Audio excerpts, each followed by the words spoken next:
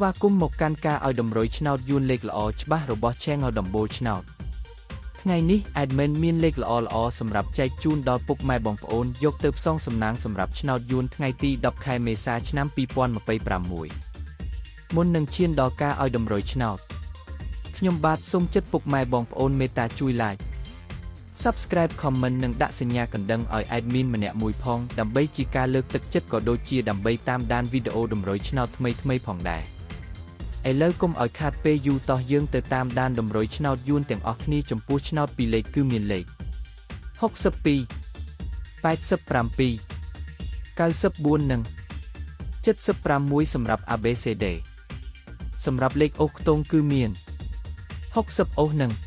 90អូសសម្រាប់លេខអូសចំពោះឆ្នោត3លេខគឺមានលេខ582គុណ004គុណនិង476គុណបាទឥឡូវនេះវីដេអូតម្រុយឆ្នោតរបស់ Admin គឺបានដល់ទីបញ្ចប់ហើយខ្ញុំបាទសូមជូនពរពុកម៉ែបងប្អូនដែលបានយកតម្រុយឆ្នោត Admin យកទៅផ្សងសំណាងជូនពរឲ្យហេងៗគ្រប់គ្នាចាក់ត្រូវគ្រប់គ្នាជម្រាបលាជួបគ្នាថ្ងៃស្អែកបន្តទៀត